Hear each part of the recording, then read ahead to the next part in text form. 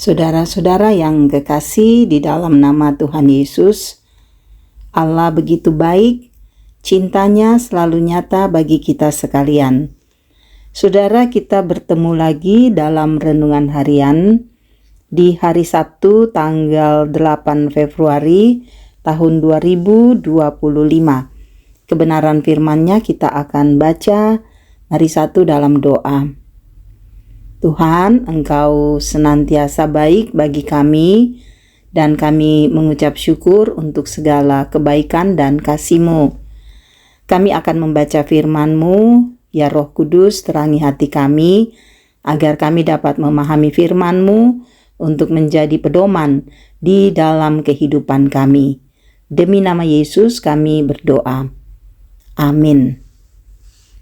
Kita akan membaca Hakim-Hakim pasal 3 ayat 7 sampai ayatnya yang ke-11. Orang Israel melakukan apa yang jahat di mata Tuhan. Mereka melupakan Tuhan Allah mereka dan beribadah kepada para Baal dan para Asyera.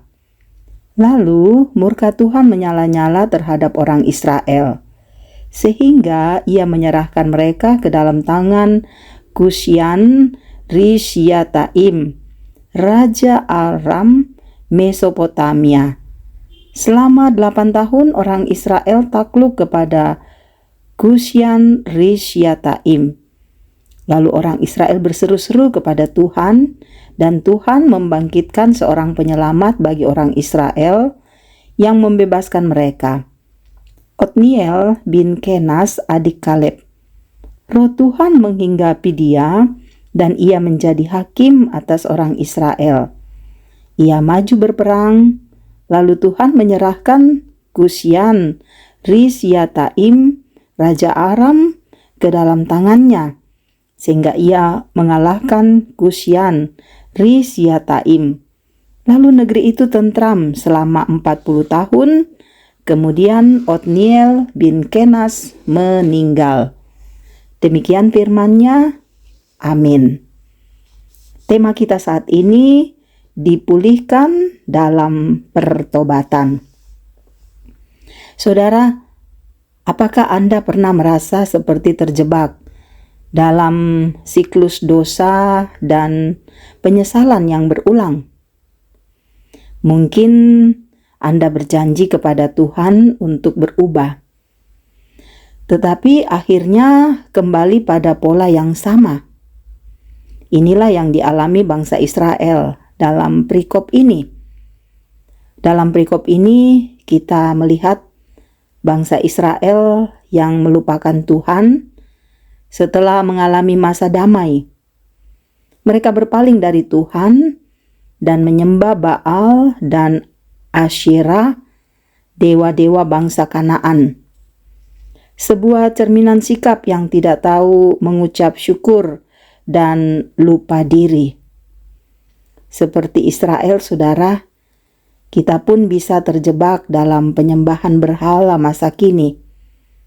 Hari ini, berhala mungkin tidak lagi berupa patung, tetapi bisa berbentuk ambisi karir, kekayaan, teknologi, atau hiburan.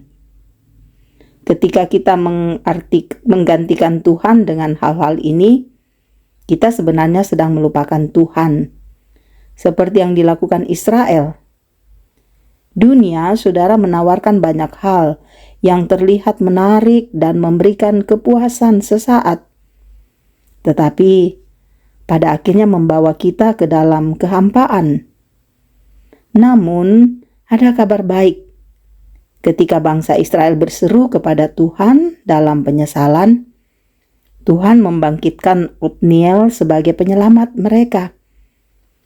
Ini adalah gambaran kasih karunia Tuhan yang selalu siap memulihkan kita ketika kita bertobat.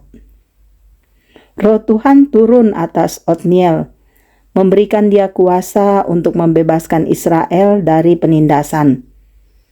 Di sini kita melihat bahwa pertobatan bukan sekadar meminta maaf, tetapi mengakui dosa kita dan kembali ke jalan Tuhan yang selalu setia memulihkan kita.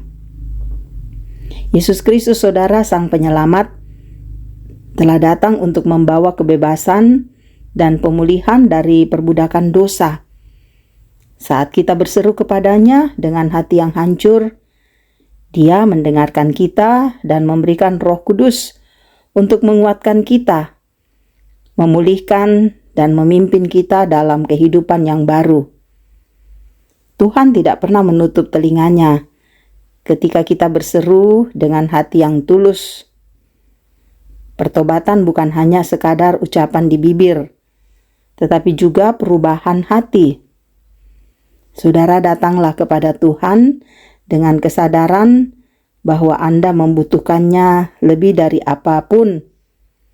Mintalah Roh Kudus untuk menganugerahkan kesadaran dan kekuatan setiap hari. Amin. Kita berdoa. Terima kasih Tuhan, kami boleh mendengarkan firman-Mu.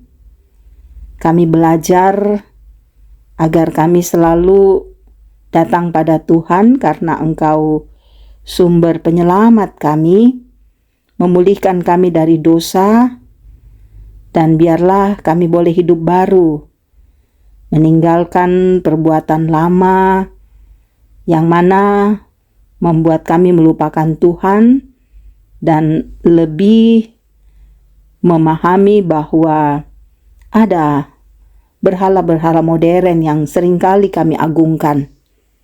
Mohon ampun untuk semua hal yang kami buat yang tidak berkenan pada Tuhan. Meteraikanlah firman-Mu di dalam hati kami, agar kami kuat untuk memberlakukannya. Tuhan, Engkau selalu mengasihi kami, dan karena itu kami percayakan hidup ini dalam kuasa-Mu. Berkatilah anak-anak kami, biar mereka selalu bertumbuh dengan iman yang kuat dan menjadi anak yang takut dan setia pada Tuhan. Pendidikan mereka Tuhan berkati. Berkatilah para orang tua kami dalam usia indah, biar mereka selalu sehat dan bahagia di dalam Kristus. Berkatilah pekerjaan dan usaha kami. Juga berikanlah damai sejahtera-Mu bagi keluarga kami, agar kami teguh di dalam menjalani kehidupan karunia Tuhan. Bapa di sorga, Engkau juga memberkati untuk semua saudara-saudara kami yang mendengarkan renungan harian ini. Semoga dengan firman ini, hidup mereka semakin teguh di dalam Tuhan, dan firman-Mu menjadi berkat yang menopang saudara-saudara kami. Bagi saudara kami yang sakit, Tuhan sembuhkanlah mereka. Yakinkan bahwa Engkau satu-satunya sumber kesembuhan yang sejati bagi kami. Yang berduka Tuhan hibur dan hibur selalu. Yang selalu atau bergumul dengan persoalan ekonomi, komunikasi, pendidikan, dan seterusnya. Yakinkan bahwa setiap pergumulan kami dapat menyelesaikan bersama Kristus yang memberikan jalan keluar dari pergumulan kami. Tuhan juga memberkati untuk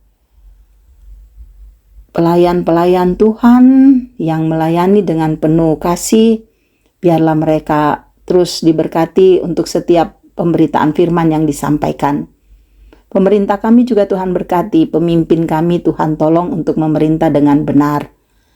Di setiap sukacita kami Tuhan sempurnakan agar sukacita kami berkenan bagi-Mu. Pelihara, jaga, dan tuntun kami, kuatkan kami, agar kami melangkah dengan pasti, melangkah dengan benar, sehingga hidup kami berkenan bagi-Mu. Ampuni dosa kami Tuhan. Dengarkanlah kami yang berseru, yang berdoa, karena semua doa kami bawa hanya di dalam nama anak-Mu Yesus Kristus, Tuhan, Juru Selamat dan Penebus dosa kami. Amin. Terima kasih, saudara-saudara boleh mendengarkan renungan harian ini. Biarlah firman ini menjadi berkat bagi Bapak Ibu saudara-saudara, dan tetap semangat menjalani hari ini, hari karunia Tuhan. Tuhan Yesus memberkati.